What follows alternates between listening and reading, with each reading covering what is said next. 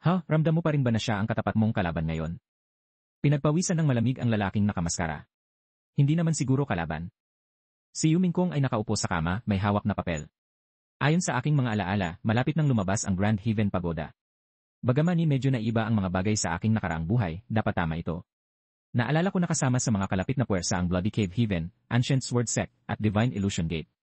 Ang boses ng isang nasasakupan ay umalingaw-ngaw. Pag-ulat, Master, narito si Batang Master Chang'e. Tumingala siya. Tanong niya, bakit ka narito? Binuksan niya ang pinto at pumasok. Mali ba para sa iyong asawa na magkaroon ng oras upang bisitahin ang kanyang asawa? Tumayo siya, hindi man lang suot ang kanyang sapatos. Sandali. Inabot niya upang pigilan si Gu Chang'e. Huwag lumapit. Hindi pa tayo kasal. Kung wala ang pahintulot ko, hindi ka pinahihintulutan sa aking silid. Nagsalita siya ng may awa, dati, nilabanan ng iyong asawa ang hukbo ng Purple Mansion at hindi ka nag-alala.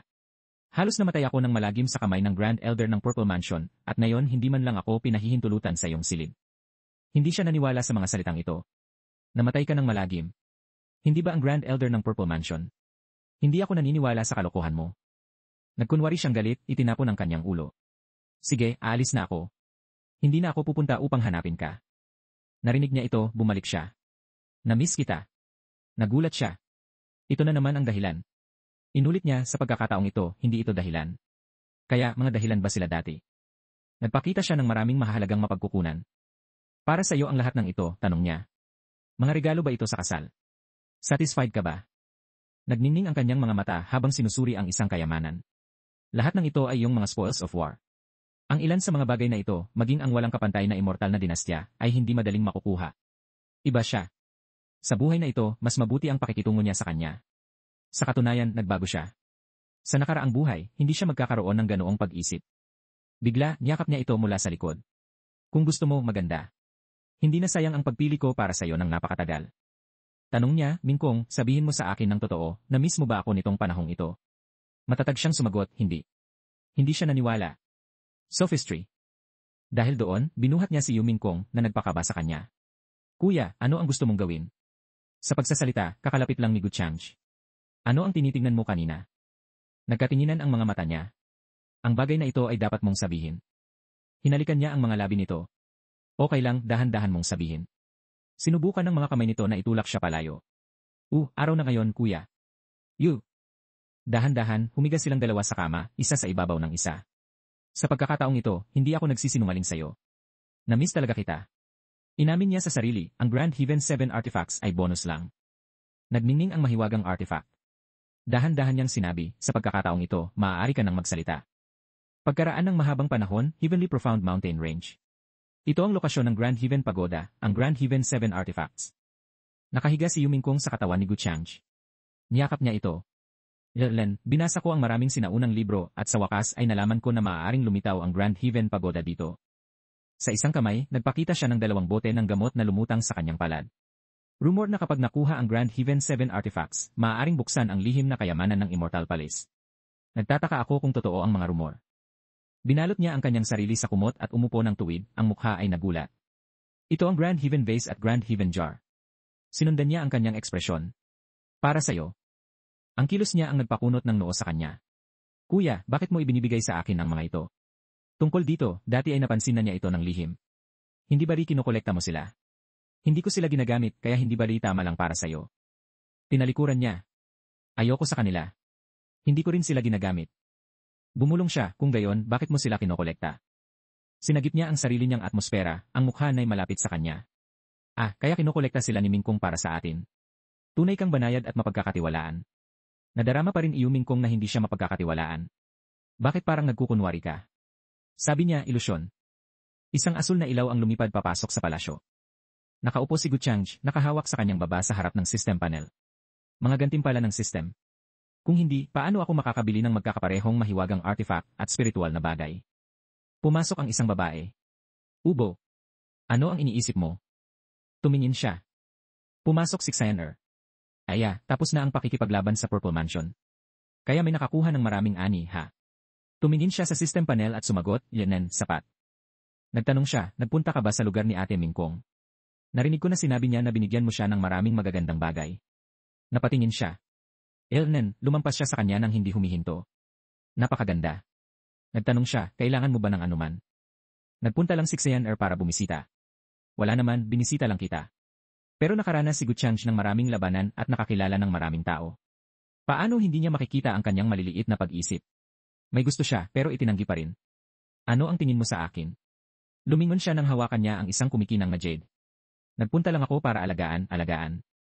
Hindi gumalaw ang mga mata niya kahit kalahating segundo. Nakatutok siya ng husto doon. Tanong niya, gusto mo? Tumango siya, ilnan. Maikli ang kanyang mga salita. Kunin mo at lumabas ka. Matapos kunin ang gamit, tumakbo siya papalayo, mas masaya pa kaysa dati. Mahal kita, mahal kong kuya. Wala siyang magawa sa ganitong uri ng gulo. Sa mga hagdan na papasok sa Divine Illusion Gate, tumingala ang sikat na Jiang Shen sa Divine Illusion Gate. Ipinaliwanag ng matandang Daoist tungkol sa lugar na ito. Sa katunayan, ang Divine Illusion Gate ang pinakamalakas na puwersa sa loob ng 10,000 milya. Mula ngayon, ikaw ang magsasaka ng legacy na ibibigay ko sa iyo sa loob ng sekta. Sana hindi mo ako bigin. Tumingala siya. Naiintindihan ko. Sa puso niya, nagpasya siyang magsanay ng sining ng demonyo. Inisip niya na sa mundong ito, ang kahinaan ay kasalanan. Tanging ang malakas na kapangyarihan ang makapagpapahintulot sa isang tao na mabuhay at umunlad. Kaya, mula ngayon, kahit na nangangahulugan ito ng pagpatay, pagsusunog, o pananakit sa iba pang mga cultivator, hindi siya magdadalawang isip. Bago ang Divine Illusion Gate, 2 binata ang nakaluhod sa batong lupa, nagmamakaawa para sa isa pang pagkakataon na makapasok. Immortal Master, bigyan po ninyo kami ng pagkakataon. Ang Daoist Master ay nagsalita lamang tungkol sa lakas, hindi sa damdamin. Diretsyo niyang tinanggihan, maaari na kayong umalis. Masyadong ordinaryo ang inyong aptitude. Kahit masigit pang pagsisikap ay hindi makakatulong. Nang akmang lilingon siya at papasok, pinigilan siya ng isang boses. Daoist Master, hintayin po ninyo. Gusto ko ring makapasok sa Divine Illusion Gate. Ang taong iyon ay si Ji Chuyu, at ang paglingon ng Daoist Master ay refleksyon lamang. Hindi niya matanggap ang taong ito. Masyado ka ng matanda. Kahit na mayroon kang magandang ugat, hindi ito akma sa mga panuntunan ng aming Divine Illusion Gate. Tumatanggap lamang kami ng mga disipulo na wala pang 18. Siya naman ay napakakumpiyansa. Daoist Master, naniniwala ako na sapat ang aking kakayahan upang gawin ang Divine Illusion Gate na magbigay ng exception sa isang beses na ito. Ang dalawang nakaluhod kanina ay tumayo at inakbayan siya, pinapayuhan, ang Divine Illusion Gate ay hindi man lang gumagawa ng eksepsyon para sa mga mayamang dugong bughaw na tulad namin, bata. Wala kang ang disenteng damit parang pulubi at gusto mong pumasok. Hindi niya pinansin ang kanilang mga salita. Ito ay mga designer brands. Nagkibit balikat ang matabang lalaki, designer brands. Hindi mo man lang masabi. Tingnan mo ang sarili mo. Bagaman sa labas ay hindi niya inamin, sa loob ay hindi niya kayang linlangin ang sarili. Ang landas ng paglilinang na ito ay hindi simple. Kapag nagbabasa ng nobela, laging madali ang pakiramdam, ngunit hindi niya inaasahan na ang tunay na mundo ng paglilinang ay magiging napakalupit. Maaari bang hindi ko man lang kayang lampasan ang pasukan? Isang boses ng babae ang umalingaw-ngaw, bigyan mo siya ng pagkakataon. Ang taong iyon ay si Ji Chuyu. Nagningning ang mga mata ng dalawang lalaki nang mas maliwanag pa sa araw nang makita ang babae. Ang hindi nakikitang kaibigan ni Jiang Shen ay pinayuhan din siya, ang babaeng ito ay hindi simple. Mag-inat ka. Siya at ang kanyang attendant ay pumasok. Nang makita na hindi pa niya ginagalaw ang kanyang mga paa, ipinaalala ng attendant marahil ay nairita. Hoy, pulubi. Bakit ka tulala? Dali, sumunod ka. Yun ikaw na mortal. Tumayo ang dalawang lalaki sa tabi, sinisisi ang kanilang kapalaran. Napakaswerte ng batang ito. Yun bakit hindi niya kami tiningnan? Nanlaki ang mga mata ni Jiang Shen. Marahil ay may naalala lang siya. Hinabol niya ito, malakas na ipinakikilala ang sarili. Binibini, hindi ako walang pangalan. Hoy, hindi ako pulubi o kung ano paman. Ang pangalan ko ay Jiang Shen. Sa pagpasok sa Divine Illusion Gate, lumakad siya ng maikling distansya sa likod ni Ji Chuyu. Salamat sa iyong pagpapakita at pagbibigay sa akin ng pagkakataong makapasok sa Divine Illusion Gate. Lumakad siya ng hindi lumilingon. Hindi na kailangang maging magalang. Isang maliit na pabor lang iyon. Sumunod siya, nagtanong, maaari ko bang malaman ang iyong pangalan, binibini. Malakas na pinagalitan siya ng attendant na lumalakad sa tabi niya, paano ka naglakas loob na tanungin ang pangalan ng aming dalaga? Tinakpan niya ang kanyang bibig at mumiti, hindi man lang siya pinipintasan. Okay lang. Maaari mo akong tawagin Chuyu. Ang pangalang ito ang nagpaalala sa kanya ng isang parirala. Unang buwan, maliwanag na buwan, parang unang pagkikita.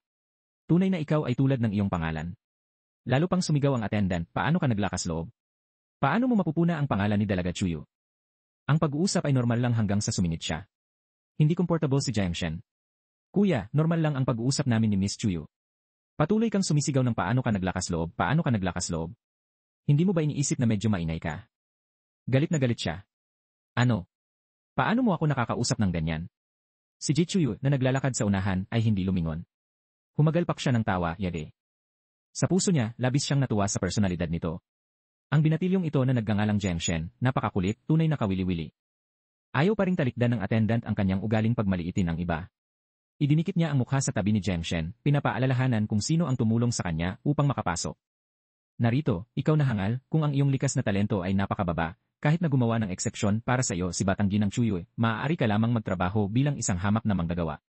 Ang balita ng isang matanda at mahina ang kakayahan na pumasok sa lugar na ito ay mabilis na kumalat sa buong Divine Illusion Gate. At nangangara rin siya na babaliin ng Divine Illusion Gate ang mga patakaran nitong henerasyon. Napakagandang panoorin para sa mga disipulo. Gusto niyang balian ang mga patakaran ng aking Divine Illusion Gate. Gusto talaga niyang pagtawanan. Kung hindi mo swerteng nakilala si Batang Ginang Chuyu, hindi ka nga makakapasok sa aming sekta. At naglakas loob ka pang magyabang, sinasabing hindi mo bibigyan ang eksepsyon, haha. Ano ba sa tingin mo ang aming Divine Illusion Gate? Si Zheng Shen, na nakatayo sa itaas, ay inilagay ang kanyang kamay sa bato na may kakaibang hugis. Espiritual na nilalang, ano ang nangyayari? Hindi mo ba sinabi na ang aking likas na talento ay napakahusay? Paano ito naiba sa sitwasyon ni Gu Changji? Buntong hininga ang kanyang hindi nakikitang kaibigan, ang dalawang batong panukat na ito ay napakababang grado. Hindi nila masusukat ang iyong tunay na kakayahan. Malakas na nagtawanan ang mga manonood. Kung hindi dahil kay Batang Ginang Chuyu, hindi ka nga magkakaroon ng pagkakataong maging isang hamak na disipulo. Tunay na nakakatawa. Maging si Ji Chuyu ay humalik sa tawa. Samantala, ipinapaliwanag ni Wang Ziqin kay Zheng Luoshen, tinutulungan siyang maunawaan kung anong uri ng tao ang kinakaharap ni Gu Changji. Zheng Luoshen, hindi mo ba siya tingin bobo? Hindi mo ba siya tingin bobo? Si Zheng Luoshen ay nakaupo lang na nakakulong, nakikinig kay Wang Ziqin na sumisigaw. Ha! Tumatalon ka na naman at ang lakas pa rin ng boses mo. Alam na alam mo na playboy si Gu Changji, pero umaasa ka pa rin na magiging mabuti siya sa'yo. Dapat kang lumayo sa ganitong uri ng bastos na lalaki. Huwag mo nga siyang hayaang hawakan ka. Hinawakan niya ang kanyang ulo at itinuro siya, ikaw. Dati, sa Absolute Inland, nakita ko na ang relasyon nyo ay hindi tama, pero hindi ko inaasahan na ganoon kabilis ang pag-unlad nyo. Ganoon na lamang ang gulat sa kanyang mukha na halos hindi siya makapaniwala. Akala ko maliit, rural na landas lang, pero lumalabas na kayong dalawa ay nasa highway na pala. Ang kanyang imahe ay isinantabi din, ang kanyang buong katawan ay ginagaya ang iyong mayabang na ritmo mula noon. Nasaan ang iyong pagiging matyaga bilang isang santo? Araw-araw ay pinapansin mo ang isang bastos na lalaki na hindi ka mahal. Ikaw pa ba? Sa wakas, nagsalita si Zheng Luoshen, mahina ang boses. Kung gayon, ano ang magagawa ko? Hindi ko kayang kontrolin ang sarili ko. Nangingilid ang kanyang luha. Ang pagkahulog sa sitwasyon na yon ay gawa ng aking pusong hangal. Alam kong hindi siya mabuting tao, at alam kong ito ay maling landas, pero nami-miss ko lang siya. Ayoko ng ganito. Ano ang magagawa ko? Inilagay ni Wang Ziqin ang kanyang kamay sa ulo ni Zheng Luoshen, sinasabi sa kanya kung paano kalimutan si Gu Changji. Ngayon, ang kailangan mong gawin ay lumayo kay Gu Changji. Mas mabuti kung hindi mo siya pansinin. Ikaw ang mataas at makapangyarihang tagapagmana ng Human Ancestor Hall, na hinahabol ng hindi mabilang na mga kabataang may pinakamataas na talento, ngunit hindi mahabol, isang santo na iginagalang ng hindi mabilang na tao. Kung mas ipapakita mong gusto mong makipagkita kay Gu Changji, mas pinapababa mo ang iyong sarili. Kaya, sa sandaling ito, kailangan mo lang panatilihin ang iyong karaniwang pagiging malamig. Sa ganoong paraan, sa mata ni Gu Changji, magkakaroon ka ng halaga at hindi ka niya hamakin, naiintindihan mo. Gusto rin niya, pero paano kung hindi rin siya bigyan ng pansin? Totoo ba talaga yan? Pero kung hindi ko siya hahanapin, at siya rin. Muling tumayo si Wang Ziqin, nakalagay ang mga kamay sa balakang. Siyempre, hindi ako maglakas loob na itago sa'yo, binibini. Marami na akong nakitang palabas sa diye at libro na nagsasabi niyan. Tingnan mo, napakaraming araw na siyang bumalik at hindi ka pa rin binibisita, at ngayon ay dinadala niya si Yuming Kong para mag-honeymoon. Makatarungan ba ito sa'yo? Inulit ni Zheng Luoshen ang sinabi niya kanina, pero kanina, hindi ba sinabi mo na gusto mo ang siraulong uri? Hinawakan niya ang kamay ni Zheng Luoshen. Iba ako, tiwala ka sa akin. Napakalalim ng pagtatago ni Gu Changji sa kanyang tunay na sarili. Hindi mo siya kayang unawain. Luoshen, napaka-inosente mo at madaling masaktan. Makapalang balat ko, kaya ayos lang ako. Bumagsak ang ekspresyon ni Zheng Luoshen, naaalala ang kanyang masamang ugali. Alam kong napakalalim ng kanyang pagtatago. Sinabi ng hindi nakikitang kaibigan ni Zheng Shen sa kanya, Little Shenzi, sa pamamagitan ng iyong paglilinang sa nakaraang ilang araw, dapat ay malapit mo nang buksan ang iyong espiritual na dagat. Naalala niya ang tulong ni Ji Chuyu. Salamat sa tulong ni Batang Ginang Chuyu, hindi man lang kami titingnan ng Divine Illusion Gate kung hindi siya nagpadala ng tao para maghatid ng mga elixirs. Naramdaman ng kanyang isa pang kaibigan na hindi ordinaryo ang pagkatao ng babaeng iyon. Tungkol sa pinagmulan ni Ji Chuyu, narinig na niya ito noon. Narinig kong siya ay isang iginagalang na bisita ng Divine Illusion Gate, tila mula sa isang reclusive na pamilyang Jay na dumating dito para sa isang bagay. Sumagot ang kanyang kaibigan, Genen, mula sa aking obserbasyon, mukhang naghahanap siya ng isang bagay sa pamamagitan ng Divine Illusion Gate. At magiging bastos ka, Little Shenzi, kung hindi ka magbibigay ng kapalit. Tuminala si Jichuyu sa asul na kalangitan. Ilang sinag ng liwanag ang sumisimbolo sa isang taong lumilipad sa lugar na ito. Nakakagulat ito para sa kanya. Kakaiba, bakit napakaraming puwersa ang dumating sa liblib na lugar na ito nitong nakaraang ilang araw? Naibunyag na ba ang impormasyon tungkol sa paglitaw ng Grand Heaven Artifact? Kung gayon, kailangan ko siyang mabilis na makilala. Tumakbo si Jiang Shen, iwinawagayway ang kanyang kamay. Batang ginang Chuyu. Lumingon siya sa kanya. Jiang Shen. Bakit ka narito? Dumating siya dahil gusto niyang suklian ang kanyang kabaitan. Kung hindi ako binigyan ni Batang ginang Chuyu ng espiritual na gamot, mahirap sanang sumulong ang aking paglilinang. Mahirap kalimutan ni Jiang Shen ang ganoong kabaitan, kaya partikular akong dumating upang suklian ka, Batang ginang. Ikinaway niya ang kanyang kamay. Hindi na kailangang maging magalang. Hindi ko kailangan na supplian mo ako. Inamin niya, masyado kang mabilis magsalita, binibini. Sa totoo lang, bagaman napakahina ng aking paglilinang, may iba pa akong pagkakakilanlan. Isang Divine Source Master. Namilog ang kanyang mga mata sa gulat. Isang Divine Source Master. Matagal nang nawawala ang mga Divine Source Master. Nakakahanap sila ng mga pinagmulan, nakakalabas ng mga lupain, nakapagpapasya sa sansinukob, at nakapagbabago pa nga ng kapalaran at tadhana. Ngumiti siya nang makitid ang mga mata. Tama, ang mga ninuno ko ay dating. Bago pa man niya matapos ang kanyang sinasabi, hinawakan niya ang kanyang kamay. Sumama ka sa akin. Hinila niya siya para lumipad. Mahalaga ito. Huwag kang magsinungaling sa akin o magiging seryoso ang mga kahihinatnan. Umalingasaw ang bango sa kanyang katawan. Ang bango niya. Sumagot siya, syempre, hindi ko maglalakas loob na itago ang anumang bagay mula kay Batang Ginang. Sila ay lumipad na magkasama. May kailangan siyang tulong sa kanya. Sa pagkakataong ito, kung matutulungan mo ako, tiyak na bibigyan kita ng malaking gantimpala. Napatulala siya. Ganito ba ang pakiramdam ng paglipad?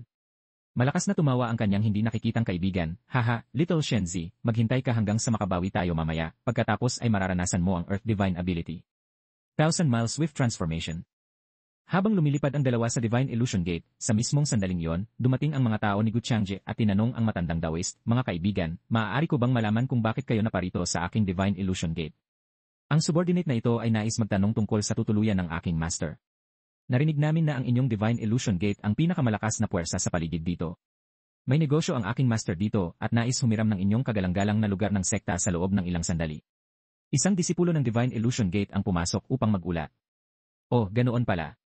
Pupunta ako para ipaalam sa kanila. Pakiusap maghintay sandali. Tumingin si Jiang Shen. Iyan ay. Sa pagtingin pa lang sa kanyang likod, nakilala niya ang taong dumating. Si Gu Changjion. Bakit siya narito? Saglit siyang nataranta. Lumingon si Yu Mingkong para magtanong, Kuya Changje, ano ang problema? Sumagot siya, wala. Bigla ko lang naramdaman na sa pagkakataong ito, ang paghahanap sa Grand Heaven Artifact ay hindi magiging masyadong mahirap. Lumabas ang matandang Taoist, malakas na tumatawa. Haha, kaya pala ang kagalang-galang na presensya ni Batang Master Changj. Matagal ko nang narinig ang iyong pangalan. Ako ang Sec Master ng Divine Illusion Gate, Divine Void Taoist.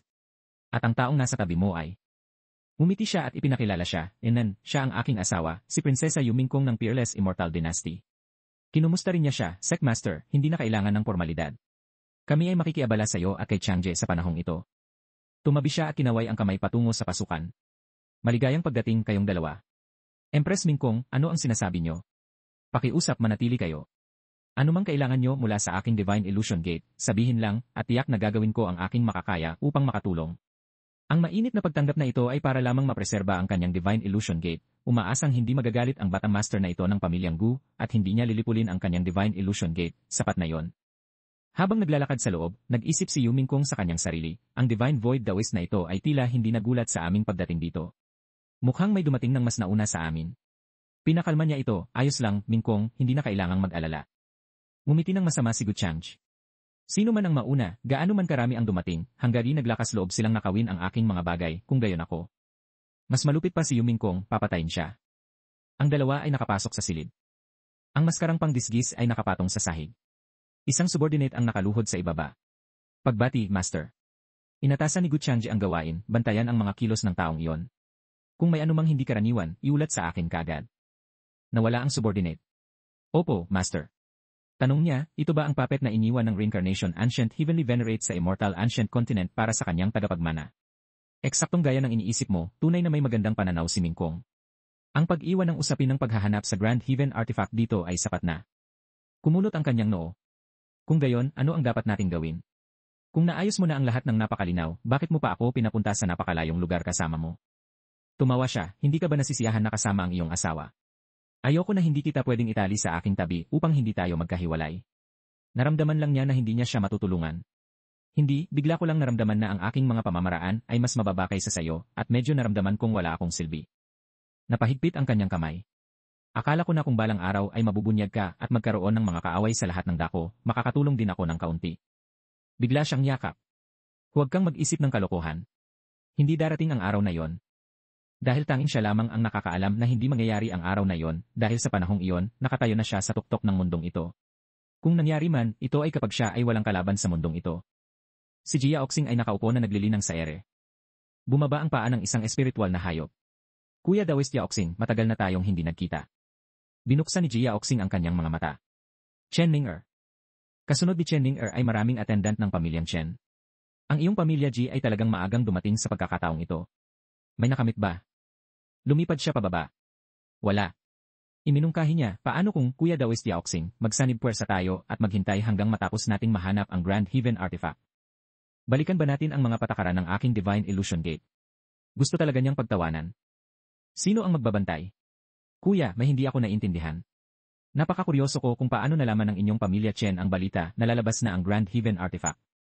Sumagot si Chen Ning-er, sa mundong ito, hindi lang ang inyong pamilya Ji ang marunong maghula at umasa, hindi pa banggitin na kamakailan, ang kapangyarihan ng aking pamilya Chen ay hindi pa nakarating sa buong kabundukan ng innate origins. Lumipad din sina Ji Chuyu at Jiang Shen. Malakas siyang sumigaw, kuya. Agad na nakilala ni Chen Ning-er, nandito rin si Ji Chuyu. Muli siyang tumingin kay Jiang Shen. Sino ang lalaking ito? Ang kanyang kasintahan. Niyakap ni Ji Chuyu si Jia Oxing. Kuya, may magandang balita ako para sa'yo. Tinapik niya ang ulo nito. Oh, anong magandang balita? Saka lang niya napansin si Jiang Shen na nakatayo hindi kalayuan. Siya ba? Si Chen Ning-er na nakatayo sa labas ay sumingit din palihim. Mayroon ba kayong magkapatid na hindi pwedeng makita ng iba? Nagsalita si Ji Chuyu bilang tugon, Chen Ning-er, tumahimik ka. Pwede bang intindihin mo ang sarili mong negosyo? Nakita ng kanyang hindi nakikitang kaibigan na ang parehong grupo ng tao ay may mahahalagang pinagmulan. Binigyan din niya ng pansin ang kanilang mga sasakyan na napagtanto na maging ang kanilang mga sasakyan ay hindi pangkaraniwan. Pinayuhan ng kaibigan, tingnan muna natin kung ano ang balak nilang gawin. Iniulat ni Ji Chuyu sa kanyang kuya, ngayon ay may dumating na namang grupo ng mga batang kultibador sa Divine Illusion Gate. Mula sa kanilang aura ng paglilinang, tila napakalakas nila at hindi maaaring maliitin. Tanong niya, sila ba ay mula rin sa ibang malalaking sekta na dumating upang makilahok? Agad ding tumakbo si Chen Ning-er na kuryoso. Hoy, Ji Chuyu, alam mo ba ang pinagmulan ng grupong iyon ng mga tao? Itinuro ni Ji Chuyu si Jiang Shen. Hindi ko alam. Nagmamadali ako at hindi ko napansin. Sa kabutihang palad, natuklasan niya sila at saka ko napansin. Magalang siyang yumuko. Ako si Jiang Shen. Pagbati sa banal na anak, pagbati sa makalangit na anak. Sumagot si Jia Oxing, tinukso ni Chen Ning-er, napakatamis na salita. Sa kanyang puso, sinuri niya, palaging mag-isa naglalakbay si Ji Chuyu, kaya si Jiang Shen na ito ay tiyak na may kakaiba sa kanya. Agad niyang iminungkahi sa kanila, Daoist Brother Jia Oxing, interesado ako sa grupo ng mga kultibador na binanggit ni Sister Chuyu. Ngayon na walang palatandaan tungkol sa Grand Heaven artifact, ang isang dagdag na tao ay nangangahulugang dagdag na lakas. Muling nagtanong si Jia Oxing, balak mong subukan sila. Gusto niyang malaman, ano sa palagay mo, Daoist Brother Jia Oxing? Ang magkapatid ay bumulong sa isabi-isa, Chuyu, kung totoo ang sinabi ni Jiang Shen, kung gayon kung dadalhin natin siya upang hanapin ang Grand Heaven artifact, magkakaroon tayo ng kalamangan. Hindi na kailangang matakot na maglaro si Chen Ning-er ng kalokohan. Sabi niya, kailangan pa rin nating pumunta.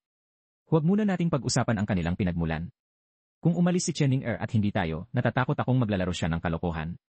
Sinabi ni Jia Oxing kay Chen Ning-er, tara na. Mahigit 1 buwan na kami ng magkapatid ko dito. Siguro panahon na para baguhin ang aming diskarte. Sumagot siya, inaydenan. Tahimik na nakikinig si Jiang Shen. Gusto nilang makipagtulungan kay Gu Changji. Pinayuhan ang hindi nakikitang kaibigan, maliit na Shenzi, mukhang kailangan mong humanap ng pagkakataon upang sabihin sa batang babae ng pamilya Ji na mayroon kang sama ng loob sa kasamang iyon na si Gyu. Hindi rin niya inaasahan na mangyayari ang sitwasyong ito. Ngayon lang sa Divine Illusion Gate, wala akong sinabi. Hindi ko naramdaman na si Yaong Lady Chuyu ay kapantay ni Gu Changji. Ipinahiwatig ng kaibigan, tiyak na hindi siya, ngunit marahil ang pamilya Ji na nakatago sa likod niya ay kaya. Ilang sinag ng liwanag ang lumipad patungo sa Divine Illusion Gate. Sinuri ng hindi nakikitang kaibigan, ang pamilya Ji, anuman ang mangyari, ay dating isang kilalang angkan. Imposibleng wala silang ganito kalaking tapang. Umasa ka sa iyong pagkakakilanlan bilang isang Divine Source Master, at nang walang patron na tulad mo, hanggabi hindi siya hangal, tiyak na hahanap siya ng paraan upang dalhin ka sa kanilang pamilya G. Lumingon sila. Nagtanong si Ji Chuyu sa matandang daoist ng Divine Illusion Gate, saan nakatira ang grupo ng mga makalangit na talento na dumating sa Divine Illusion Gate ngayon. Magalang na sumagot ang matandang daoist, iulat sa Young Lady Chuyu, ang grupong iyon ng mga makalangit na talento ay nagpapahinga sa silangang palasyo. Sumunod ang grupo sa likod ng matandang daoist. Pakiusap, sundan niyo ang matandang daoist na ito. Lumingon siya pabalik upang utusan sila. Idinagdag ng matandang daoist, dapat na huwag kayong makipag-away sa kanila. Sumagot si Jia Oxing, naging kuryoso lang kami at gusto lang magbigay galang. Pinakamahusay na nagmamasid si Chen Ning-er, lihim na naghula sa kanyang puso, dahil sa ugali ng Divine Illusion Gate, tiyak na hindi maliit ang kanilang pinagmulan. Lihim na nakipag-usap ang mga miyembro ng pamilya Chen, anong sekta iyon, mas malaki pa sa aming nagtatagong pamilya. Hindi rin alam ng babae sa tabi niya. Yele, napakakuryoso rin ako kung sino ang makapagpapatawa ng ganito sa Divine Illusion Gate. Ang taong naglalakad sa likod ay hindi gaanong nagulat. Kung tutuusin, ang Divine Illusion Gate ay isang maliit na sekta, kaya normal lang na wala silang gaanong karanasan. Kalahati ng daan, tumanggi si Jiang Shen, Young Lady Chuyu, mayroon pa akong mga bagay sa sekta na kailangan kong asikasuhin. Hindi na ako sasama sayo. Hindi niya siya mapilit. Pinangunahan ng matandang daoist ang grupo sa bakuran kung saan naroon si Gu Changj. Lahat dumating na tayo. Dalawang sinag ng pula at dilaw na liwanag ang lumipad. Sino kayo? Sabihin ang inyong pangalan. Ang dalawa ay lumipad ng mataas sa itaas. Naramdaman ng mga tao sa ibaba ang malakas na aura. Ang paglilinang na ito. Naisip ko kung sino ang kanilang pinagsisilbihan. Yumuko si Jia Oxing. Ako si Jia Oxing ng reclusive na pamilya G. Pagbati sa parehong kaibigang daoist. Yumuko rin si Chen Ning-er. Chen Ning-er ng reclusive na pamilya Chen. Humiling si Jia Oxing, naisip ko kung maaari kaming abalahin ng dalawa sa inyo upang gumawa ng isang ulat. Sabi ng babaeng tagasunod ni Gu Changje, hindi ko kilala ang nagtatagong pamilya Chen na ito. Mayroon akong kaunting ideya tungkol sa nagtatagong pamilya G, ngunit aling pamilya ang nagtatagong pamilya Chen. Ang lalaking tagasunod, gayunpaman, ay hindi nagtanong ng marami. Hayaan na. Lahat kayo ay maghintay dito. Pupunta ako upang magulat kay Master. Si Chen Ning-er ay nakangiti lamang ng pilit. Paumanhin sa pag-abala sa inyo. Sa kanyang puso, naisip niya, sa paghuhusga sa ugali na ito, ang pagkakakilanlan ng taong ito ay tiyak na hindi ordinaryo. Ang bagay tungkol sa Grand Heaven Artifact ay tila mas walang kabuluhan ngayon. Iniulat ng tagasunod, Master, ang mga tao mula sa nagtatagong pamilya G at nagtatagong pamilya Chen ay humiling ng isang madla. Ang dalawa sa loob, sina Gu Changj at Yu Mingkong, ay nakahiga sa kama. Sa kanyang puso, dahan-dahan niyang tinanong, gusto mo bang makipagkita sa kanila ng magkasama? Sabi niya hindi siya interesado. Hindi ako interesado. Dahan-dahan niya siyang inilapag sa kama.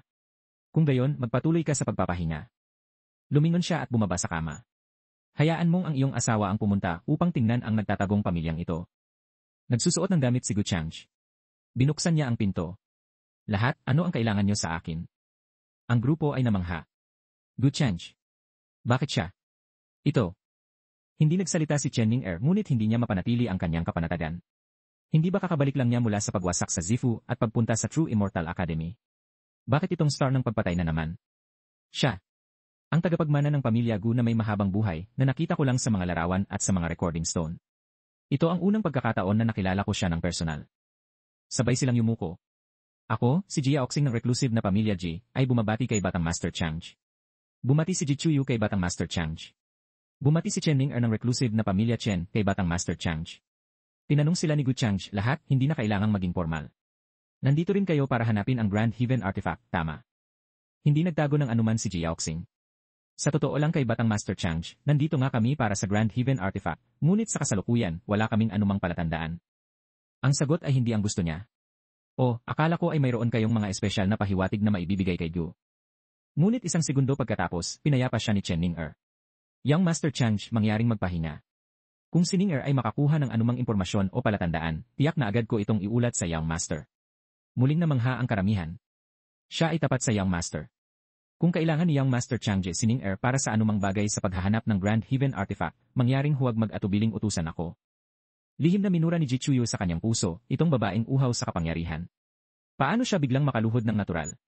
Si Jia Oxing, gayunpaman, ay iba ang iniisip. Marahil ito ang isa sa mga dahilan kung bakit muling bumabangon ang pamilya Chen. Sumagot si Gu Changj, kung gayon, kailangan kong pasalamatan muna si Young Lady Ning-er. Yumuko siya. Masyado kayong magalang. Isang karangalan para kay Ning-er na makapagtrabaho para kay Young Master Changj. Si Chending Er ay naghahanap talaga ng suporta para sa kanyang sarili. Kung gayon, halos naabot ko na ang dulo ng isang landas na matagal nang pinaghihirapan ng isang ordinaryong tao upang makamit. Sa ganoong kalakas na suporta, bakit pa ako maghahanap ng Grand Heaven Artifact? Hindi rin niya alintana ang pagsasakripisyo sa sarili. Sa pagkakataong ito, kung hindi alintana ni Young Master Chang'e, si Ning Er ay handang magsilbi sa inyong tabi. Sumagot siya, hindi kailangan. Ang biglaang paglitaw ay ikinagulat nila. Maging si Young Master, tulad niya, ay pinawisan at tumingin. Siya si Yu Mingkong, ang paunahing asawa na lumitaw. Ako ay may pakialam. Namangha ang lahat na napagtanto ang pagkakakilanlan ni Yu Mingkong. Siya ang emperatrice ng Peerless Immortal Dynasty, si Yu Mingkong, hindi ba? Nandito rin siya. Si Chending Er ay pinawisan ng malamig. Bakit siya nandito? Lagot ako. Naglakad si Yu Mingkong. Nagtatagong pamilya Chending Er, hindi maliit ang tapang mo. Natakot si Chending Er, pinawisan ang kanyang noo, nakayuko ang mukha, hindi nangahas na tumingala. Empress Mingkong, mangyaring pahupain ang inyong galit. Si Ning Er ang nagpakalabis. Umaasa ako na si Empress Mingkong ay magiging mapagbigay. Nag-isip si Yu Mingkong, ang pagbibigay ng mga pahiwatig ay maayos lang, ngunit ang magsilbi sa tabi ng aking asawa. Nakatutok ang tingin niya sa kanya. Wala siyang nakitang pangangailangan. Isang malakas na aura ang lumabas. Nag-alala ang mga tao ng nagtatagong pamilya Chen para kay Chen Ning Er. Young Lady Ning Er. Inilagay ni Gu Changji ang kanyang kamay sa balikat nito. Mingkong, tinakot mo siya. Nawala ang aura. Lumingon siya na may halong inis. Ipinaliwanag niya sa kanila ang mabubuting hangarin ni Young Lady Ning Er na tanggap na ni Gyu. Ang personalidad ng aking Mingkong ay medyo malakas. Lahat mangyaring ituring ito bilang isang biro. Winagayway ni Chen Ning Er ang kanyang mga kamay. Young Master Changji, ano ang sinasabi mo? Tungkol sa nangyari kanina, umaasa ako na hindi ito seryosohin ni Empress Mingkong. Ang iba ay pilit na ngumiti. Ngayon, upang makita si Young Master at Empress na napakagaling na magkasama, tunay na isang banal na mag-asawa na nagbibigay inspirasyon sa paghanga. Yumuko si Jiaoxing. Ngayon, kami ay naging mapangahas na bumisita. Hindi na namin gagambalain si Young Master at Empress. Hindi rin nagtagal si Chen Ning Er. Kung mayroon si Ning Er na anumang impormasyon tungkol sa Grand Heaven Artifact, tiyak na agad ko itong iulat. Sumagot si Gu Changji, sige, kung gayon si Gu ay naghihintay ng magandang balita. Lumingon si Chen Ning Er at umalis, bumuntong hininga. Phew! Bagaman nakakatakot si Yu Mingkong, ang makapangyarihang suporta ni Gu Changji. Ako. Hindi ako basta-basta susuko. Sa panahong iyon, ang taong katabi ni Ji Chuyu ay may kakaiba. Kaya ko siyang pagtripan. Umalis na sila. Binuksan ni Gu Changji ang pinto. Isinara niya ang pinto, tanong niya, hindi ba sinabi ni Mingkong na hindi siya interesado? Bakit ka lumabas dito? Ang tono ni Yu Mingkong ay may sama ng loob, kung lumabas ako ng isang sandali pa, baka mayroon ka ng isa pang katulong sa tabi mo. Paliwanag niya, laro lang ito. Ang hirap na nga silang papuntahin sa pinto. Ito ay isang karaniwang unang hakbang para sa akin. Aling babae sa tabi ko ang hindi nagsimula bilang isang piyesa. Sinabi niya, hindi pinapayagan ang mga piyesa dahil hindi pinapayagan ng iyong asawa. Naisip niya sa kanyang sarili, maging ang anak ng kapalaran na may malaking kayamanan ay hindi makukontento na maging piyesa ko. Masasabi ko lang na ang maliit na kapatid na ito ay tunay na dominante. Sabi niya, wala akong pakialam, wala akong pakialam. Tinamaan ng palakol ang dingding na kahoy. Tumingin si Jen Shen sa malayo. Ang diwa ng pagkakakilanlan ng master ng banal na pinagmulan, ang hindi nakikitang kaibigan, ay nagtiyak sa kanya, huwag kang mag-alala, hindi iyan problema. Masayang lumakad si Ji Chuyu patungo kay Jen Shen. Namula siya, lumingon sa kanya, Ji Chuyu. Lumingon siya, Young Lady Chuyu, Divine Son, tungkol sa kanyang bagay, nasabi mo na kay Ji Yaoxing, ang kanyang pagkakakilanlan, nasabi ko na sa kanya. Tinanong ulit siya ni Ji Yaoxing, kapatid Jen Shen, master ka ba talaga ng banal na pinagmulan? Pinagtibay niya, natuto ako ng ilang kasanayan mula sa aking mga ninuno noon. Inabot ni Ji Yaoxing upang hawakan siya, paumanhin, kailangan kong kumpirmahin ang isang bagay. Talaga. Nakakagulat ang resulta. Ibig mong sabihin, may isa pang uri ng banal na katawan. Bulalas ni Ji Chuyu sa sorpresa, wow. Nakahanap tayo ng kayamanan. Kapatid Jen Shen, mabilis na ipakita ang mga pamamaraan ng master ng banal na pinagmulan. Tanong ni Ji Yaoxing, ayos lang ba yan? Lumingon si Jen Shen upang maghanda, sige, kung nais makita ni Young Lady Chuyu. Tiniyak sa kanya ni Ji Yaoxing na hindi siya matutuklasan, kapatid Jen Shen, huwag kang mag-alala, ang lugar na ito sa Divine Illusion Gate ay liblib at naglagay ako ng paghihigpit dito. Hindi mapapansin ng ordinaryong tao ang anumang galaw. Nagsimula rin siyang mag-cast, kung gayon ay ipagsapalaran kong gumanap. Binalutan ng liwanag ang buong hanay ng bundok. Sumabog ang mga bato sa ibaba. Nagulat si Ji Yaoxing, ito. Si Ji Chuyu sa tabi niya ay nanlaki rin ang mga mata, ito ba ang pamamaraan ng master ng banal na pinagmulan? Sa isang galaw lang, pinutol ni Jen Shen ang isang hanay ng bundok. Binuksan nito ang kanilang mga mata. Ang makamit ito ay parang paglipat ng mga bundok at pagpuno ng mga dagat gamit ang mahika. Hindi nakakapagtaka na ang mga master ng banal na pinagmulan ay nawala sa kasaysayan. Masayang sinabi ni Ji Chuyu, kapatid, tingnan mo, kasama si Jiang Shen sa pagkakataong ito, tiyak na mas maaga nating mahahanap ang Grand Heaven Artifact kaysa sa iba. Masaya rin si Ji Yaoxing na nakahanap ng talento, Dianen, kung ang batang ito ay maibabalik sa pamilya Ji para sa paglilinang, tiyak na matutulungan niya ang pamilya Ji na umunlad pa sa hinaharap. May gustong ipagtapat si Jiang Shen. Dalawang Ginoo, may gusto akong linawin muna sa inyo. Pinayagan ni Ji Yaoxing, gusto mo bang magbigay ng kondisyon? Sabihin mo lang. Sasang-ayunan ko ito sa abot ng aking makakaya. Ibinaba niya ang kanyang mukha, sa totoo lang, mayroon akong away kay Gu Changji. Nagulat ang magkapatid, ano? Hindi siya gaanong nagulat sa kanilang reaksyon, ang pangalan ni Changji ay talagang tumutunog, ngunit sa huli, ako ay. Naalala ni Ji Chuyu ang naunang paglalakbay, kaya pala hindi ka sumama sa amin para salubungin sila. Dahil ng pamunuan kita, alam mo na pala na dumating siya. Tanong ni Ji Yaoxing, ano ang kaugnayan mo sa kanya? Nagbuntong hininga siya muli, mahabang kwento ito. Kung wala siya dito, syempre tutulungan ko si Yaong Lady Chuyu, ngunit ngayon, kung malantad ang aking pagkakakilanlan. Tiningnan siya ni Ji Chuyu ng sandali at sinabi, isipin mo na lang na may konsensya ka pa. Kung hindi mo sinabi sa amin, malamang na maraming problema sa bandang huli.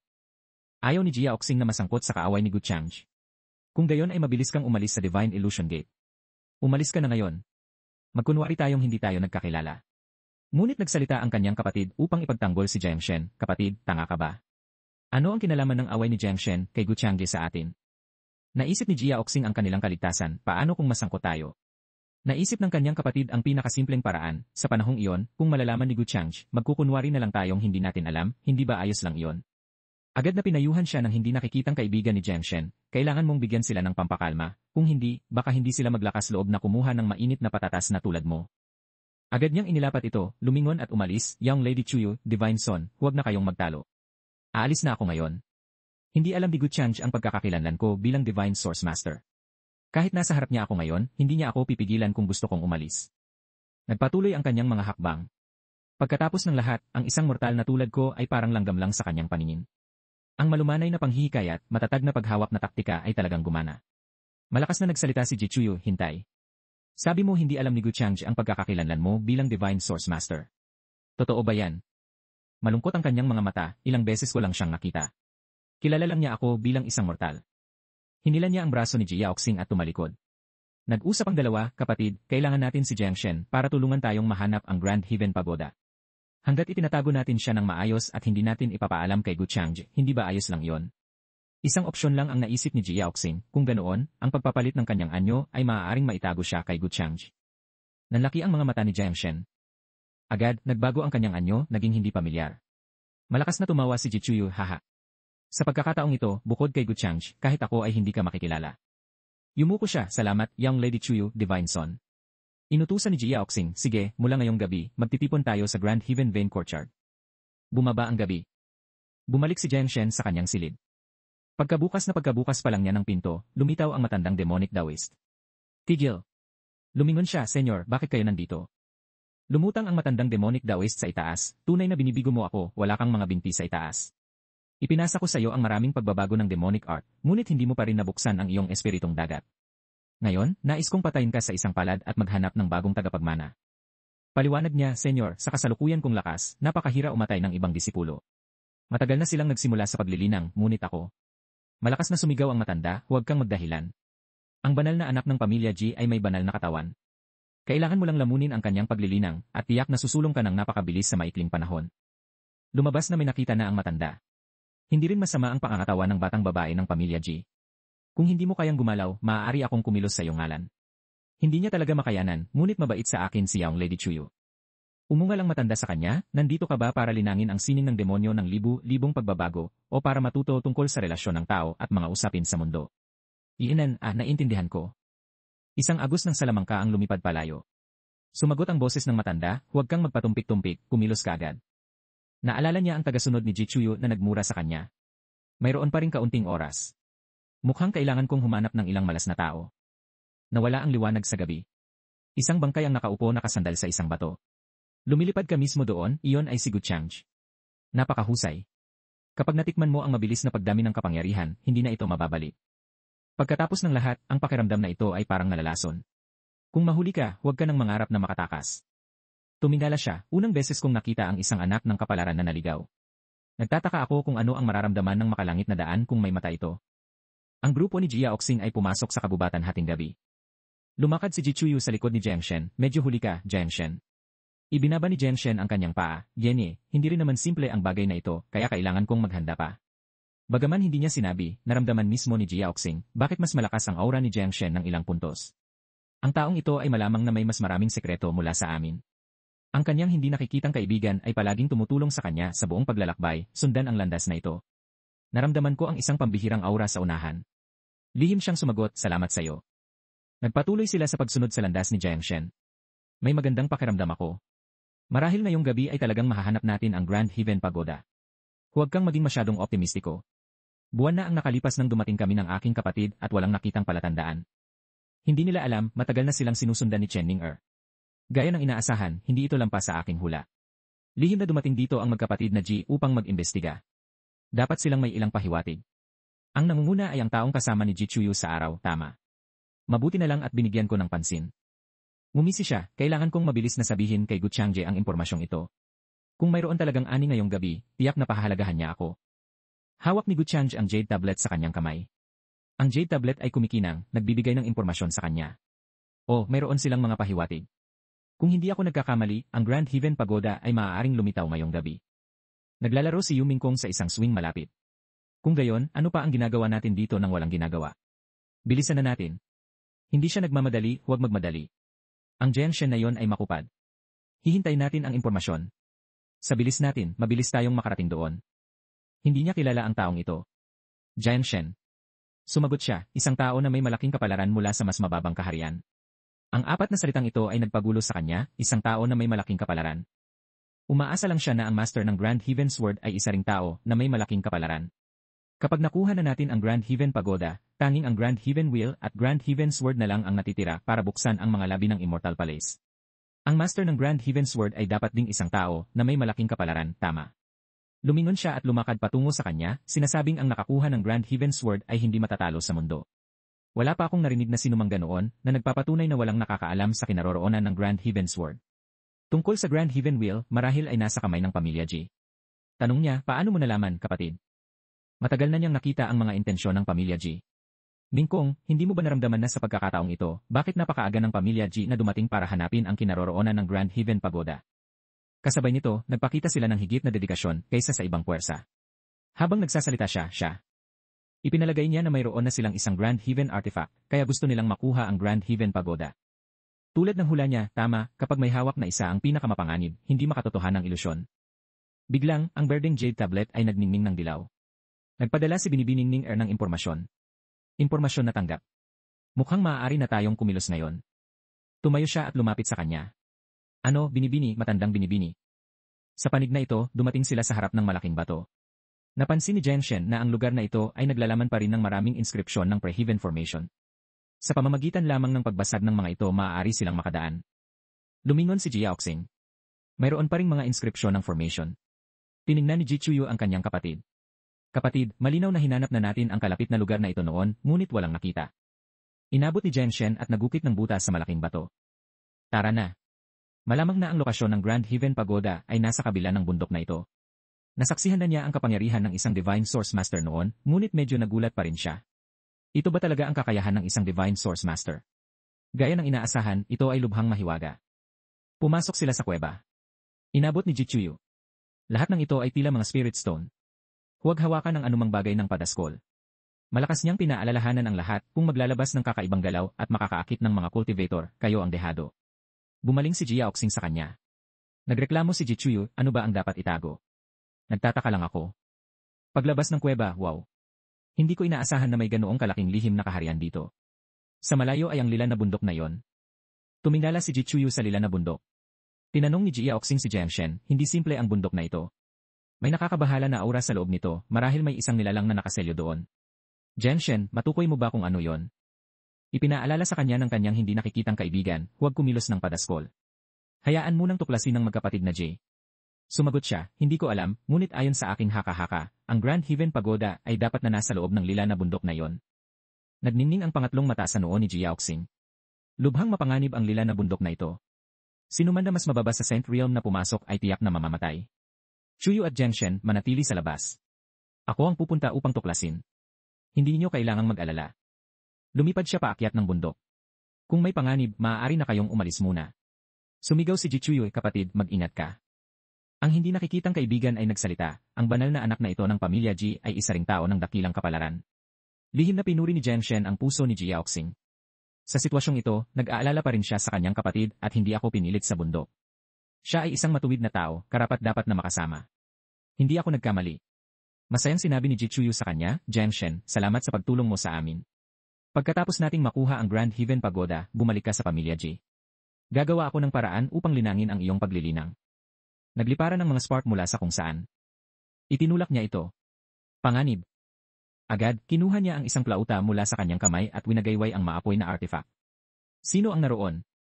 Lumitaw si Chen Ning-er at ang pamilya Chen. Nakuha niya ang kanyang maapoy na artifact sa kanyang kamay. Haha, Jichuyu, labis kang nagmamalasakit sa taong iyon. Hindi ko inaasahan na siya pala ay isang Divine Source Master.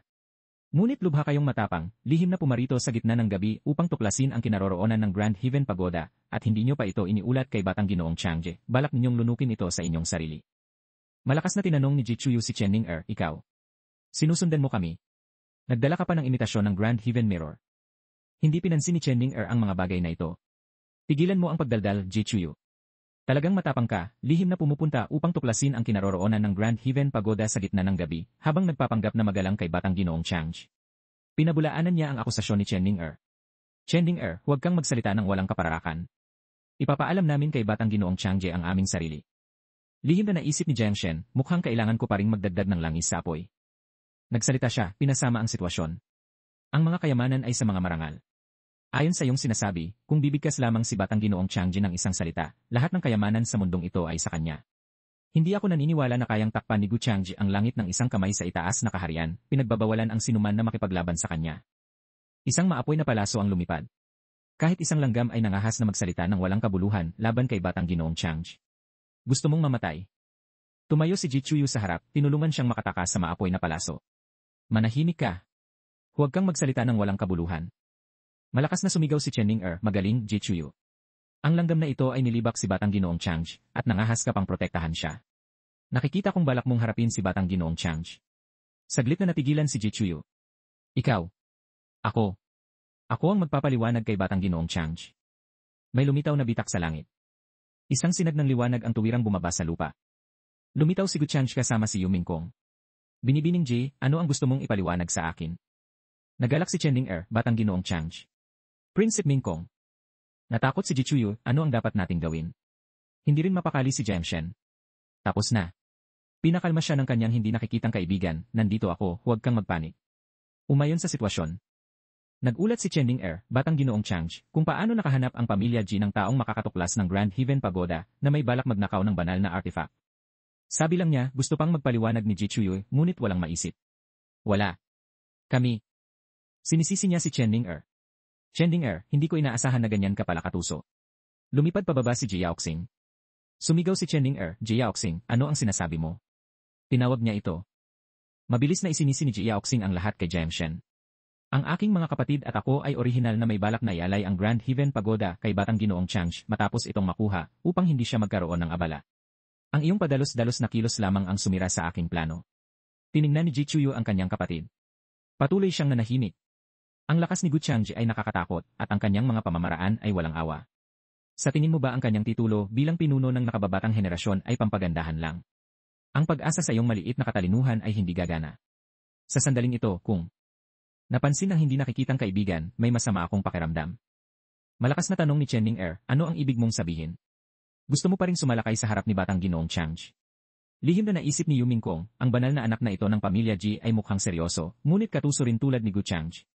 Nais ni Gu Changje na marinig pa ang detalyadong plano ni kapatid na Yaoxing. Nagpatuloy si Ji Yaoxing ng walang pag-aatubili, ang Grand Heaven Pagoda na nais ni Batang Ginoong Changje ay narito nga, ngunit sa aming kakayahan lamang, hindi namin ito kayang kunin o mahanap man lang ang tiyak na lokasyon nito. Gayunpaman, si Zhengshen, sa likod ko, ay isang Divine Source Master. Sa kanya, madali naming mahahanap ang lokasyon ng Grand Heaven Pagoda at makukuha ito. Ngunit si Zhengshen ay may galit kay Batang Ginoong Changje at, matapos malaman ito, ay ayaw tumulong sa amin. Sa makatuwid, ang aking mga kapatid at ako ay walang pagpipilian kundi gamitin ang desperadong pamamaraang ito. Pinawisan si Zhengshen. Anak ng puta, ibinenta mo lang ako ng ganyan. Lubos na nadismaya si Jiangshen. Binibining Chuyu, lubos akong nagtiwala sa'yo, hindi ba sumasakit ang inyong mga konsensya? Nanginginig na sinabi ni Ji Chuyu, Jiangshen, ako. Isinisi pa rin ni Ji Yaoxing ang lahat sa kanya. Paano kami, tungkol kay Batang Ginoong Changge, magiging kasabwat sa'yo? Namula ang kanyang mga mata. Mabuti, mabuti. Ang mundong ito ay talagang bulok. Ipinaalala sa kanya ng hindi nakikitang kaibigan, munting banal na anak, sa ngayon kailangan nating humanap ng paraan upang umatras sa lila na bundok. Mayroon pa ring kislap ng pag-asa doon. Medyo may pamilyar na naramdaman si Gu Changge. Jiangshen. Ang pangalang ito ay medyo pamilyar. Hindi na nagtago si Jiangshen. Gu Changge, ano ang pinapanggap mo? Pinunit niya ang kanyang maskara. Hindi mo ba kami gustong lipulin lahat? Hindi mo inaasahan na lilitaw pa rin ako sa harap mo, hindi ba? Ikaw nakasuklam-suklam, walang hiya na mapagkunwari. Naawa ako kay Ruyin. Napakadalos-dalos niya, labis na nagtitiwala sa'yo, hindi makita ang iyong tunay na mukha. Ginamit ni Ji Chuyu ang banal na kapangyarihan upang kausapin si Ji Yaoxing, kapatid, pakiramdam ko hindi malamang na hindi totoo ang sinabi ni Jiangshen. Tinanong siya, kaya ano kung totoo? Gusto mo pa ring makipaglaban kay Gu Changge? Agad siyang nakilala ni Gu Changge. Kaya ikaw pala. Noon, binigyan ko kayong mga ordinaryong tao ng masarap na pagkain at maiinit na damit, pagkatapos ay inutusan ang isang tao na humanap ng lugar para manatili kayo. Hindi ito maaaring isisi ng lubusan sa akin. Hindi ka lang mapalad na nakatagpo ng mga umaatake, at ang aking mga alagad ay nasugatan din dahil dito. Mukhang sinisisi mo ang lahat sa akin. Ang iyong mga salita ay talagang medyo walang utang na loob. Sumagot si Jiangshen, pakyo ka. Ikaw ang umatake sa amin at sila ang iyong mga alagad. Tumayo si Ji Yaoxing, nag-isip mukhang hindi maliit ang pagkamuhi. Nangahas ang batang ito na magsalita ng walang kabuluhan kay Gu Changge. Tila ibinubuhos ni Jiangshen ang lahat ng kanyang matagal ng hinanakit. Nagkunwari kang mabait sa amin, ngunit sa totoo lang, gusto mo kaming lipulin. Tinanong siya ni Ji Chuyu, Jiangshen, mayroon bang hindi pagkakaunawaan sa pagitan mo at ni Batang Ginoong Changge? Lumakad si Chen Ning-er. Yun anong hindi pagkakaunawaan? Ang isang tao tulad ni Batang Ginoong Changge ay magpaplano laban sa isang ordinaryong tao tulad mo. Sino ang maniniwala niyan? Malinaw na ikaw ay isang walang utang na loob na nagpaplano na sirain at saktan si Batang Ginoong Changge. Ang kanyang kamay na puno ng apoy ay lumipad patungo kay Jiangshen. Panoorin mo akong kunin ang buhay ng aso mo. Gusto pa ring iligtas ni Ji Chuyu si Jiangshen. Chen Ning-er, ikaw. Malakas na sumigaw si Ji Yaoxing, Chuyu, umatras ka. Ang hindi nakikitang kaibigan ay nagsalita, hindi maganda. Tumakbo ka agad. Nabasag ang isang kalapit na malaking bato. Lumitaw ang matandang demonyong Daoist sa tamang oras, gumanti laban kay Chen Ning-er. Malayo siya na ibato. Nag-alala ang mga miyembro ng pamilya Chen, binibini. Hinawakan ni Yu Mingkong ang kamay ni Chen Ning-er. Gusto niyang sumali sa laban. Ang ganitong bagay, kaya kong gawin sa ngalan mo. Nagulat si Ji Yaoxing. May isang dakilang santo palang lihim na nagpoprotekta sa kanya. Hinila ng matandang demonyong Daoist si Jiangshen at lumipad palayo. Senyor, kailangan mo nang umalis kaagad. Yumuko si Chen Ning-er, humingi ng tawad kay Gu Changge. Batang Ginoong Changge, mangyaring patawarin si Ning-er sa pagkabigo na makuha ang buhong na walang pusong iyon para sa'yo. Sumagot siya, ayos lang, sino ang mag-aakala na mayroon pa rin siyang dakilang santo na sumusuporta sa kanya? Sa pagkakataong ito, sumama rin si Ji Yaoxing kay Chen Ning-er. Batang Ginoong Changge, hindi na kailangang mag-alala.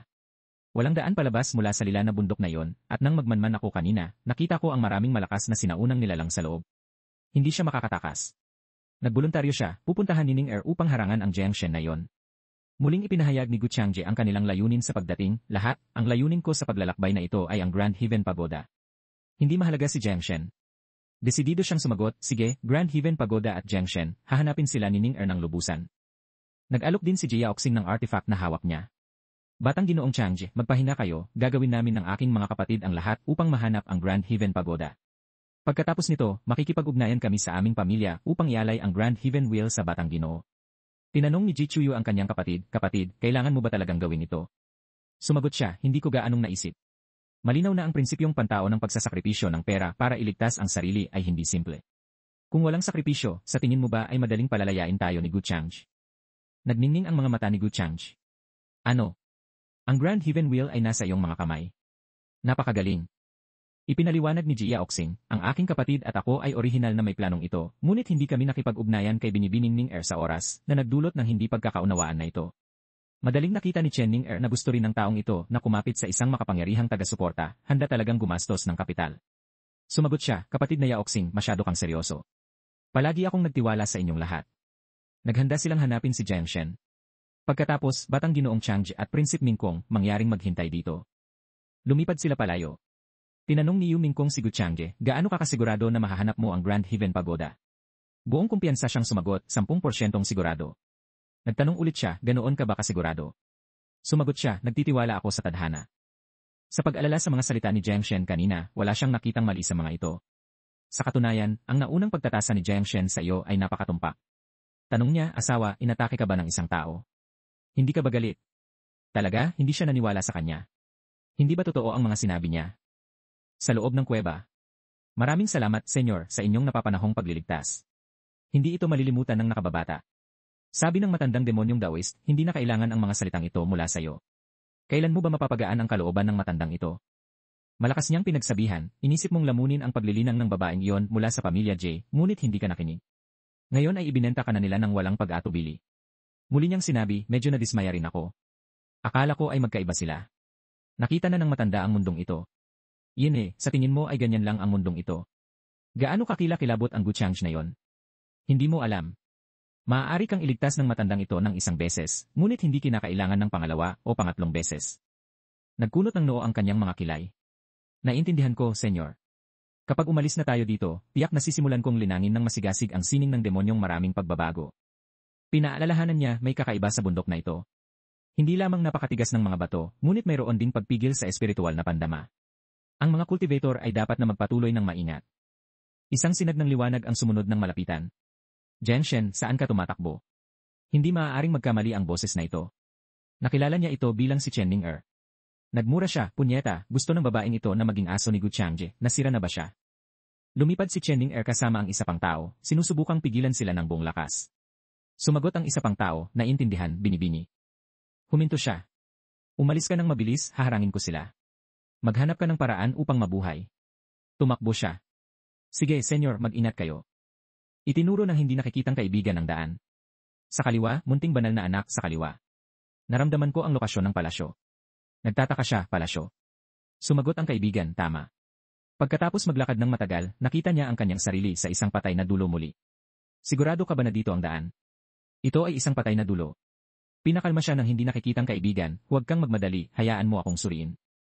Isang maliit na figura na hugis barko ang lumabas mula sa kanya.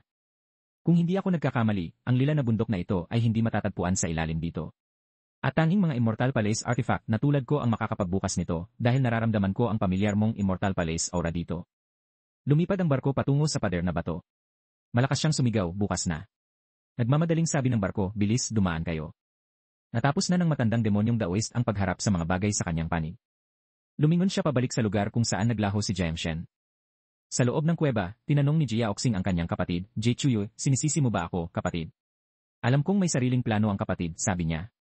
Hindi kita sinisisi, ano pa ba ang masasabi ko? Pagkatapos ay naisip niya, ang Jiang Shen na ito ay hindi siya ang tila. Ang kanyang mga iniisip ay hindi simple. Naisip mo na ba, kung mayroon siyang dakilang santo na nagpoprotekta sa kanya, bakit kailangan pa niyang pumunta sa Divine Void Sect upang maglinang? Hindi siya nagpapakita ng magandang intensyon sa atin, hindi ba niya sinusubukang gamitin ang pamilya Ji upang tulungan siyang harapin si Gu Changje? Tanong niya, kung gayon paano ang Grand Heaven Wheel? Nakuha namin ito ng may labis na kahirapan, ibibigay na lang ba namin ito kay Gu Changje ng ganoon? Nagkunot ang kanyang noo, hindi pa rin niyo naintindihan. Kinokolekta ni Gu Changje ang mga Grand Heaven artifact, hindi ba ito para rin sa sikretong kayamanan ng Immortal Palace? Kaya, sa tingin mo ba ay maaari pa nating panatilihin ang Grand Heaven Wheel? Kung maghihintay tayo hanggang pilitin niya tayong ibigay ito, baka huli na ang lahat. Hindi siya nag-isip ng malalim tulad niya, nakatuon lamang sa pag-ugali ni Gu Changje. Kapatid, sa tingin mo ba ay masyadong nakakatakot si Gu Changje? Nakikita ko kung paano niya tinatrato ang kanyang asawa, hindi maaaring masama ang kanyang karakter. Hindi rin siya makapagpaliwanag. Haha, sa usaping ito, sa tingin ko mas angkop na pag-usapan nila ang mga bagay-bagay ng mag-asawa, tama. May lumitaw, kinagulat nila. Nagulat din siya. Ito ay mga sinaunang espiritu na lumilipad patungo sa kanila. Ang dalawa ay lumipad sa magkabilang panig upang umilad. Chuyo, mag-ingat ka. Ito ang mga sinaunang nilalang na nakasalamuha ko kanina. Ang kamay ng isang sinaunang espiritu ay nasa harap na mismo ni Ji Chuyo, napakabilis hindi siya makapag-react. Masyadong mabilis. Lumipad si Jia Oxing at sinipa palayo ang sinaunang espiritu. Huwag mo siyang hawakan. Sumigaw ang mga nakulong na tao, banal na anak, iligtas mo ako. Tapos na tayo. Binuhat niya ang kanyang kapatid at umalis, nagtataka, bakit ang dami sa pagkakataong ito? Isinalaysay ng matanda mula sa pamilya Chen ang sitwasyon kay Gu Changje. Naalala ni Chen Ning-er na may punit-punit na damit, ang matandang iyon ay mukhang isang demonyong cultivator na may labis na malakas na kapangyarihan. Hindi siya nalabanan ni Ning-er. Ikinalulungkot kong nabigo ang tiwala ni Batang Ginoong Chang'e. Hindi niya sila sinisi. Binibining Ning-er, napakagaling mo na. Nakakapit ang kanyang kamay sa kanyang sugat. Ngunit sa komplikadong lila na bundok, malamang na hindi niya mahanap si Jiang Shen sa ilang sandali. Gustong pumunta mismo ni Gu Chang'e. Mukhang kailangan ko pa ring pumunta ng personal. Gusto ring sumama ni Yu Mingkong sa kanya. Sasama ako sa'yo. Hinawakan niya ang kanyang kamay. Sinabi ni Binibining Ning-er na napakadelikado sa loob. Mingkong, manatili ka sa labas. Sinabi niya sa kanya sa loob, upang magbantay laban sa mga maliit na taong nagdudulot ng gulo, mas magiging panatag ako kung ikaw ang magbantay mula sa labas. Hindi na siya nagpumilit pa. Kung gayon mag-ingat ka. Medyo paulit-ulit ang mga salitang ito. Dapat mong mag-ingat sa iyong mga kalaban. Napakamapagmalasakit nila na medyo nahiya si Chen Ning-er. Mapagmahal siyang nagsalita, hindi pa ulit-ulit. Tinabig niya ang kamay nito. Anong ginagawa mo? Hindi ako Sixaner. Matapos magsalita, gumamit siya ng teleportation spell at naglaho. Babalik ako kaagad. Tumayo si Chen Ning-er sa tabi ni Yu Mingkong, natatakot. Hindi naman siguro ako papatayin dito, hindi ba? Sa katunayan, ito ang Grand Heaven Palace. Ito ay ang Grand Heaven Palace. Sa daan papasok sa palasyo, lubos na nabigla si Jiang Shen sa mga mapagkukunan sa labas ng palasyo. Napakaraming kayamanan dito. Sa napakaraming mapagkukunan, tiyak na mabubuksan ko ang aking espiritong dagat ng napakabilis. Lahat ng damo ay mukhang maganda. Gayunpaman, naramdaman ng barko na hindi karapat-dapat tawaging kayamanan ang mga bagay na ito. Huwag kang mag-excite. Hindi pa nga ito itinuturing na kayamanan at walang nakikipaglaban sa iyo para sa kanila. Sumagot siya, hindi pa nga ito itinuturing na anuman. Lumipad ang barko sa unahan, nangunguna sa daan. Sumunod ka sa akin. Ang tunay na makapangyarihang bagay ay nasa likod pa. Nag-alala siya, paano kung habulin kami ni Gu Chang'e dito? Maikli at malinaw na ipinaliwanag ng barko, ang mga sinaunang nilalang dito ay hindi vegetarians. Sa labas, patuloy pa rin ang paglaban ng pamilya Ji at pamilya Chen sa mga sinaunang espiritu. Pansamantalang huminto ang labanan sandali. Ang dalawang magkapatid na Ji ay basang-basa sa pawis. Sabi niya, mahirap na ang isa, at sa dami nito, kung magpapatuloy tayo ng ganito, tapos na tayo. Nagtaka si Jia Oxing, bakit si Jiang Shen ay nakapasok ng napakabilis? Kakaiba, bakit hindi inatake ng mga bagay na ito si Jiang Shen at sila kanina? Isang daloy ng apoy ang lumipad papasok sa kuweba. Pareho sila at ang mga sinaunang espiritu ay tumingin sa likod nila dahil sa inertia. Mabilis na naramdaman ni Ji Chuyu. Sabi niya, mukhang may paparating sa atin.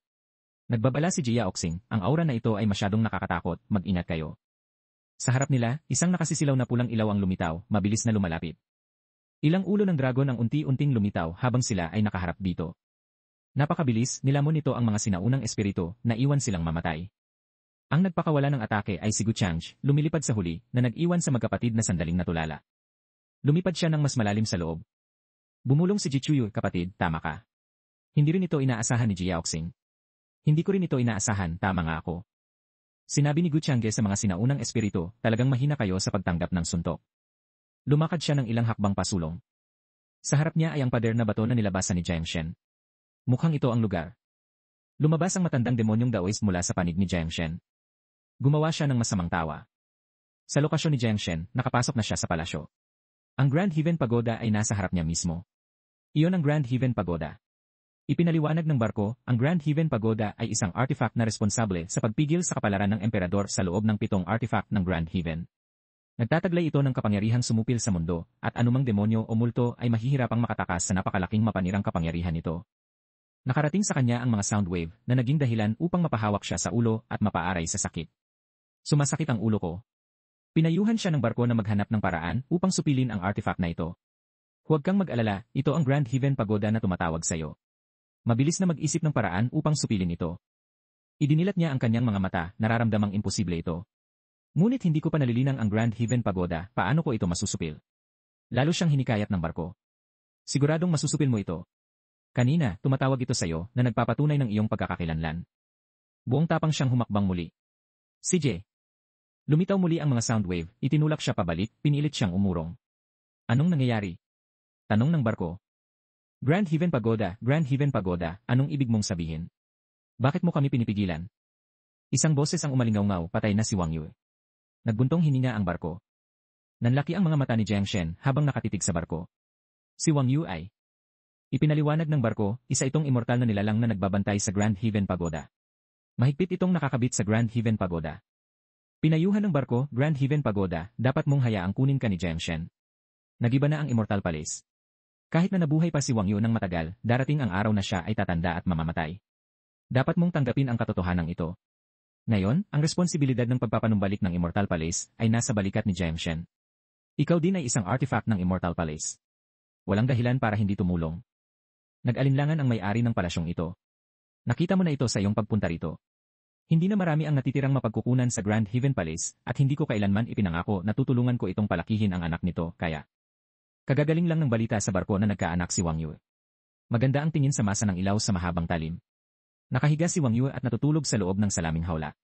Iminungkahi ng barko, ang bagay na ito ng pagpapalaki ay dapat ding ipagkatiwala kay Genshin. Kung gayon, dapat mong ipasa ang munting Wang Yu sa kanya. Si Genshin ang reinkarnasyon ng Providence Immortal Pearl, ang pinakaangkop na tao.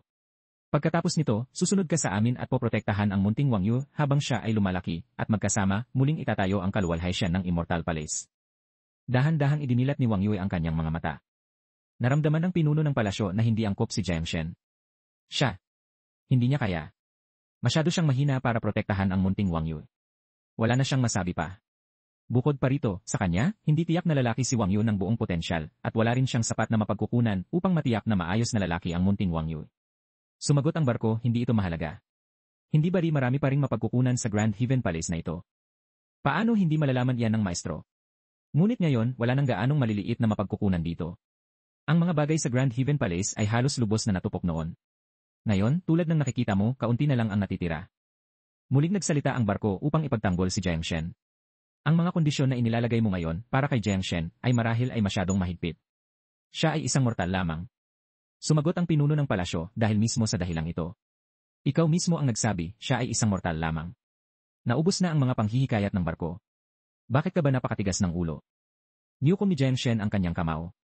Ang nakababata na ito ay talagang walang kakayahang protektahan ang munting Wang Yu ngayon at kulang din sa mapagkukunan upang suportahan ang kanyang maayos na paglaki. Determinasyon niyang sinabi, ngunit makasisiguro ang nakababata na ito na hanggang ako ay humihinga, hindi ko siya hahayaang magdusa ng anumang pinsala. Naramdaman ng barko na ito ay magandang ideya. Bagaman kulang siya sa kakayahang protektahan, mayroon siyang katapatan at ang kanyang sariling buhay. Bukod pa rito, kami ay magkapareho ng lahi at pinagmulan. Sa katuwiran at damdamin, dapat bigyan ng pagkakataon ng nakatatanda ang nakababata na ito. Ayaw ng pinuno ng palasyo na tumaya sa isang di tiyak na resulta. Isang pagkakataon. Maging ang Immortal Palace ay gumuho. Bata, wala nang gaanong himala sa mundong ito. Hindi ko kayang tumaya, naiintindihan mo ba? Wala na siyang masabi pa. Ang matandang demonyong Daoist ay bumagsak sa palasyo. Lumingon siya dito. Senyor. Nag-alala siya para sa kanya. Genshin, tumakbo ka ng mabilis. Hindi niya kalaban ang matandang ito. Ang paa na nakatapak sa kanya ay kay Guchangj. Hindi ka lang kumuha ng isang tao sa harap mismo ng aking mga mata, ngunit naglakas loob ka ring pigilan ako. Talagang hindi mo alam ang iyong lugar. Nagulat si Genshin. Guchangj. Ikaw. Paano ka napunta rito? Tiningnan ni Guchangji ang nagliliwanag na pagoda sa harap niya. Iyan ang Grand Haven Pagoda. Ang matandang demonyong Daoist na malapit nang maubos ang lakas ay nag-aalala pa rin para kay Genshin. Ubo. Tumakbo ng mabilis. Umalis ka rito, huwag mo nang isipin ang matandang ito. Malakas siyang sumigaw, Guchangji, ang mga sama ng loob sa pagitan natin, huwag kang mandamay ng iba. Naramdaman ni Guchangji na hindi angkop ang mga salitang ito. Sinipan niya palayo ang matanda. Sama ng loob. Karapat-dapat ka ba? Tumakbo si Genshin sa kanya. Senyor, ayos ka lang ba? Tinulungan siya ni Genshin na tumayo. Iyon ay aking kapabayaan. Hindi ko inaasahan na ganoon kalaki ang agwat sa pagitan ng matandang ito at siya. Dahil din sa kanya. Senyor, huwag nang sabihin pa. Kung hindi mo ako binigyan ng oras, hindi sana naging ganito. Naglakad si Guchangj. Agad niyang binantayan si Genshin. Mag-ingat ka, Guchangj. Nilapitan ni Guchangj ang Grand Haven Pagoda. May espiritu pa rin ang Grand Haven Pagoda. Kawili-wili. Medyo kakaiba sa ibang Grand Haven artifacts. Hindi siya nakikipagtalakayan. Siya ay nagbibigay ng utos. Narinig ko ang bahagi ng inyong usapan kanina. Ngayon, binibigyan ko kayo ng dalawang pagpipilian. Una, ibigay ang batang iyon at sumuko sa akin, pagkatapos ay umalis kasama ko. Nananatiling tahimik ang Grand Haven Pagoda. Pangalawa, buburahin ko ang iyong espiritu, pagkatapos ay kukunin ang batang ito at ang iyong katawan ng pagoda. Agad na sinubukan ni Genshin na pigilan siya. Senyor, Grand Haven Pagoda, hindi maganda ang taong iyon. Kung mahuhulog ang Grand Haven artifact sa... Sumulyap si Guchangj. Maingay. Sa isang spell, pinatalsik niya pareho si Genshin at ang matandang demonyong Daoist. Muling nagsalita si Guchang. Hindi maganda ang aking pasensya. Kahit na ikaw ang espiritu ng Grand Heaven Pagoda, wala kang gaanong halaga sa akin. Kailangan ng pinuno ng palasyo na mangako siya ng isang bagay. Kailangan mong mangako sa akin ng isang bagay. Huwag mong sasaktan ang munting Wang Yue at huwag mong hahayaang saktan siya ng iba. Umisi siya, ang kanyang mga mata ay sumulyap kay Jiang Shen.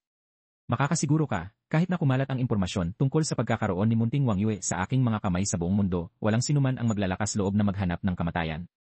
Sa huli, hindi ako ganoong basura. May lakas pa si Jiang Shen para tumayo. Guchang, ikaw. Senior Grand Heaven Pagoda, huwag kang maniwala sa kanya. Siya ay isang mapagkunwaring buhong. Nagsalita rin ang barko para sa kanya. Mas mahalaga ba ang pagpapanatili ng supling ni Wang Yue kaysa sa malaking gawain ng pagbuhay muli sa Immortal Palace? Ito ay dapat ipakita sa pamamagitan ng gawa, hindi lamang salita. Tiningnan ni Guchang ang Grand Heaven Pagoda. Ang aking pamilya Gu ay mayroong lahat ng mapagkukunan para lumaki si munting Wang Yue, samantalang ikaw ay mayroon lamang walang laman na salita. Sino ang tunay na mapagkunwari? Grand Heaven Pagoda, ano pa ang hinihintay mo? Sandaling natahimik ang Grand Heaven Pagoda pagkatapos ay lumiwanag. Grand Heaven Pagoda, mula ngayon, handa akong paglingkuran ang batang Ginoo ng buong lakas. Ang Grand Heaven Pagoda ay kusang sumuko kay Guchang. Panahon na para paalisin niya sila. Napakabuti. Sige, kayong mga basura, susunod, dapat ko kayong harapin. Lumingon si Guchang. Jiang Shen o Jiang Shen.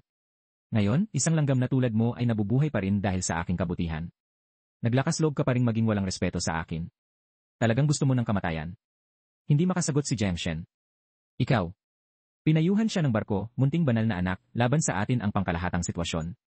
Mag-isip ng paraan upang makatakas muna. Pagkatapos kong maging ligtas, tatawagin ko ang malaking kapangyarihan ng bundok na ito upang sugatan man lang si Guchang. Sinubukan pa rin ng matandang demonyong Daoist ang kanyang makakaya upang protektahan siya mula sa mga pangil ni Guchang. Guchang. Si Jiang Shen ang aking kahalili.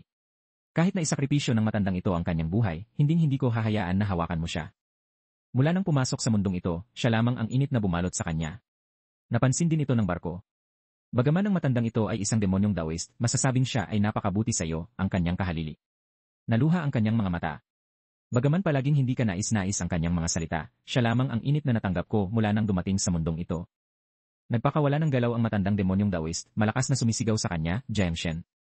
Haharangin ko siya. Tumakbo ka ng mabilis. May sarili akong paraan para makatakas. Nag-alinlangan siya. Senyor.